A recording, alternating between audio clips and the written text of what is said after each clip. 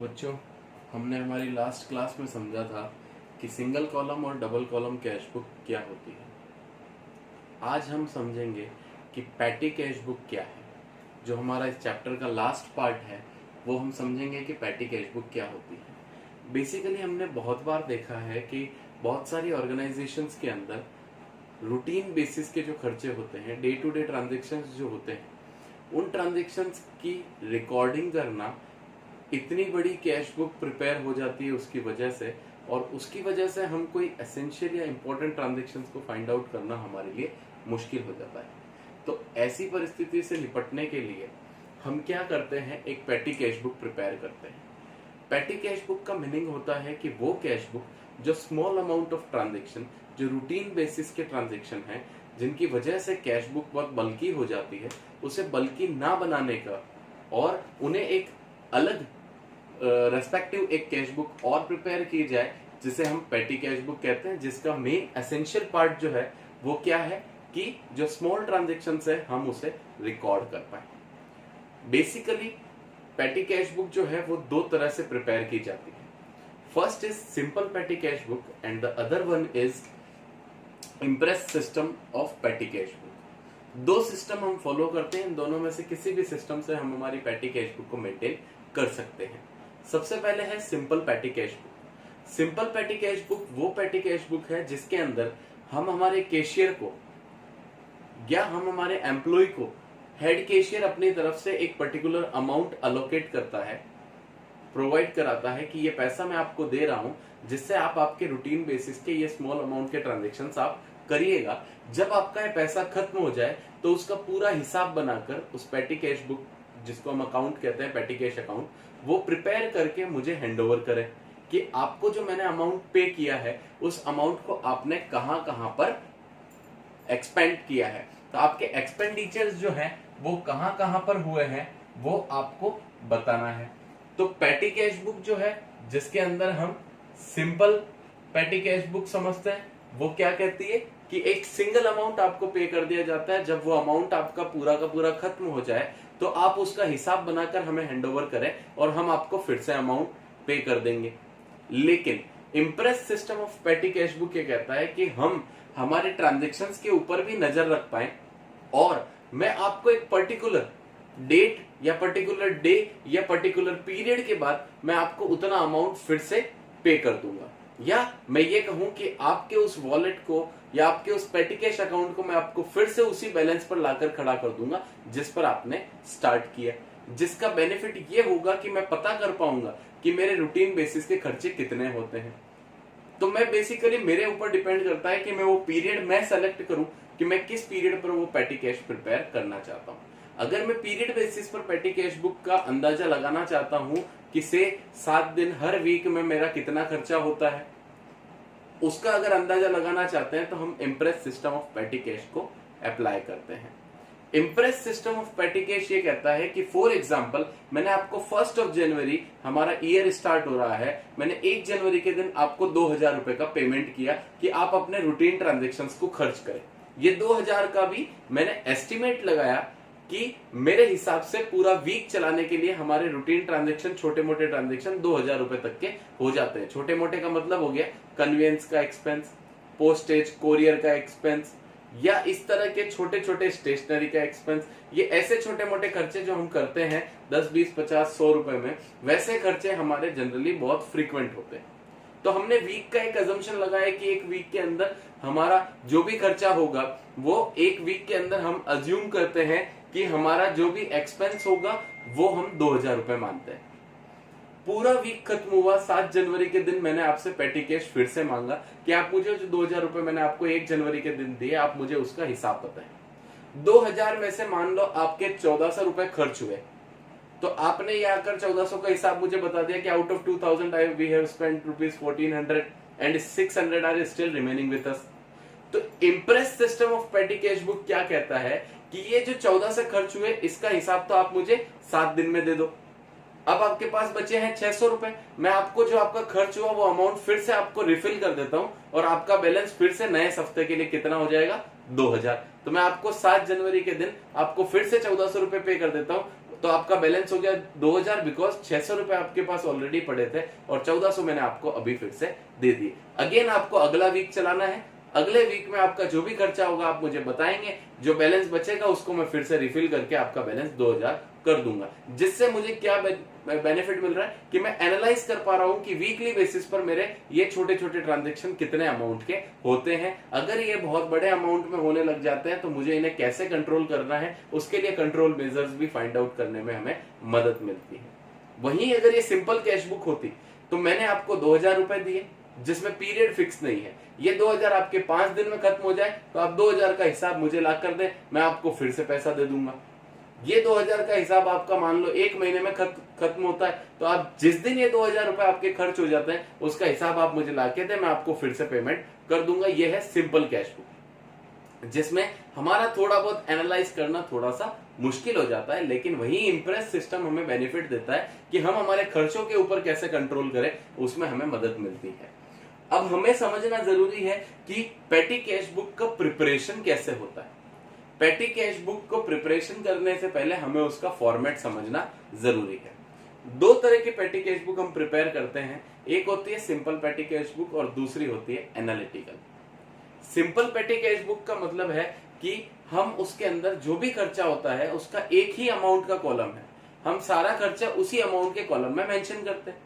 वहीं अगर analytical petty cash book की जहां तक बात की जाए तो वो और इन डेप्थ एनालिसिस हमारी उस सिंपल पेटी कैश बुक से बढ़कर मिलता है कि हम एक एक खर्चे वाइज हमारा एनालिसिस प्रॉपर वे में कर पाते हैं कि कन्वेंस पर इस पूरे वीक में कितना खर्च हुआ, पोस्टेज पर पूरे वीक में कितना खर्च हुआ, स्टेशनरी पर पूरे वीक में कितना खर्च हुआ, या कोई मिसलेनियस एक्सपेंसेस के ऊपर पूरे वीक में कितना खर्च हुआ। अगर मैं इनका प्रॉपर एनालिसिस करना चाहता हूं तो मैं analytical petty cash book prepare करूंगा, और अगर मुझे इतना एनालिसिस की जरूरत नहीं है, छोटा मोटा खर्चा है होता रहता है, तो फिर मैं सिंपल पेटी कैश बुक भी बनाकर इस वर्किंग को कर सकता हूं। मैं आपके सामने यहाँ पर सिंपल पेटी कैश बुक और एनालिटिकल पेटी कैश बुक का एक एक फॉर्मेट में आपको दोनों का अपना अपना फॉर्मेट यहाँ प्रिपेयर करके बता रहा हूँ, और फिर मैं उसमें आपको एक एक एंट्री की पोस्टिंग समझा दूंगा कि अमाउंट जब आप रिसीव करते हो खर्चा करने के लिए तो उसे कैसे पोस्ट किया जाता है, और जब आप उस रिसीव्ड अमाउंट में से खर्च करना स्टार्ट करते हो उन एक्सपेंसेस के ऊपर तो आप उसे कैसे मेंशन करते हैं, उसका डिस्क्लोजर हम यहाँ पर समझेंगे। ओके, सबसे पहले मैं आपको सिंपल पेटी कैश बुक का फॉर्मेट बनाकर बता देता हूं।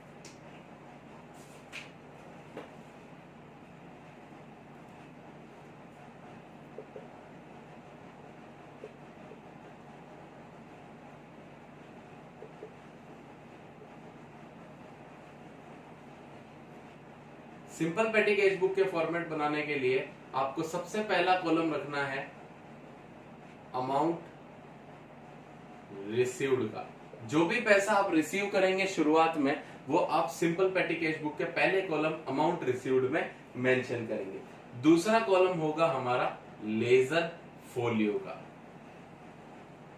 फर्स्ट कॉलम हो गया अमाउंट रिसीव, जब भी आप पैसा रिसीव करेंगे तो हम इस कॉलम के अंदर उस अमाउंट को मेंशन करेंगे, और जब हम खर्च करेंगे तो इधर एक अमाउंट एक्सपेंड का कॉलम और आएगा जहां पर हम सारे खर्चे को मेंशन करेंगे, ताकि हमें पता रहे कि ये इतना अमाउंट हमने रिसीव किया एक पर्टिकुलर डेट के दिन और उनमें से इतना अमाउंट हमने खर्च कर दिया। तो रिसीव्ड वाला पार्ट इस साइड में मेंशन होगा और खर्चों वाला इस साइड में मेंशन किया जाएगा। फिर हम लिखेंगे अमाउंट रिसीव्ड के बाद ये पेटी कैश बुक हमारा एक्सटेंशन है कैश बुक का, तो हम यहाँ पर हमारी मेन कैश बुक है उस कैश बुक का पेज नंबर मेंशन करेंगे उस रेस्पेक्टिव अकाउंट के सामने। तो यह पेटी कैश बुक का पेज नंबर कैश बुक का फोलियो नंबर मेंशन किया जाएगा इस कॉलम के अंदर। ये मेंशन करने के बाद हम अगले कॉलम में बनाएंगे डेट ऑफ ट्रांजैक्शन, किस तारीख का वो ट्रांजैक्शन हुआ है। फिर हम नेक्स्ट कॉलम में प्रिपेयर करेंगे पर्टिकुलर्स, जिसमें अकाउंट का नेम मेंशन होगा कि वो खर्चा किस किस जगह पर हुआ है। ये मेंशन करने के बाद अब आपको खर्चे वाला कॉलम बन रहा है, यहाँ आप मेंशन करेंगे लेजर फोलियो। ये लेजर फोलियो किसके लिए है? अमाउंट रिसीव्ड के लिए। ये लेजर फोलियो किसके लिए है? जो भी खर्चा हम करेंगे उसका लेजर फोलियो यहाँ पर मेंशन किया जाएगा। इस लेजर फोलियो के बाद आप मेंशन करेंगे यहाँ पर voucher number.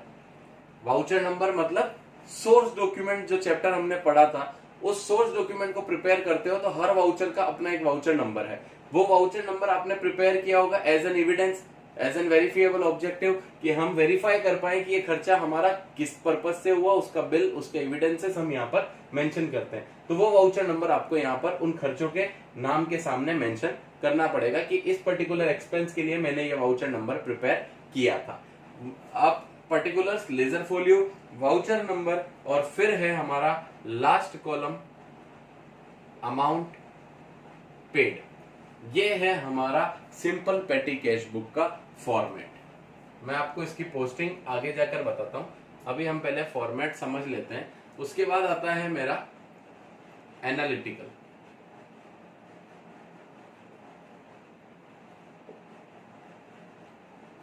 Analytical petty cash book का फॉर्मेट।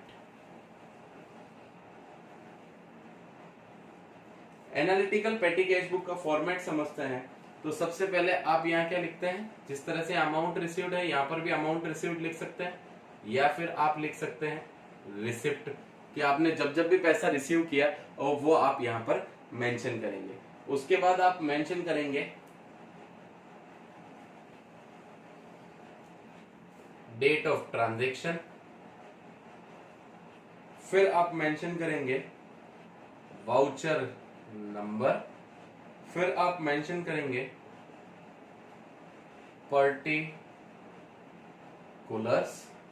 फिर आप मेंशन करेंगे टोटल पेमेंट। अब हम क्या करेंगे, अब हम इनके एनालिसिस के अलग अलग टेब्स प्रिपेयर कर देंगे। यहां पर रिसिप्ट का अमाउंट मेंशन होगा, रिसिप्ट का अमाउंट मेंशन करेंगे, यहां डेट मेंशन की जाएगी, चाहे वो रिसिप्ट की हो चाहे पेमेंट की हो, डेट यहां पर मेंशन होगी। रेस्पेक्टिव वाउचर नंबर आपने जब भी प्रिपेयर किया, चाहे वो रिसिप्ट के लिए हो या पेमेंट के लिए हो, बेसिकली हम वाउचर के लिए पेमेंट नंबर लिखे, यहाँ वाउचर नंबर मेंशन करेंगे, पेमेंट के लिए वो आपको यहाँ मेंशन करना है।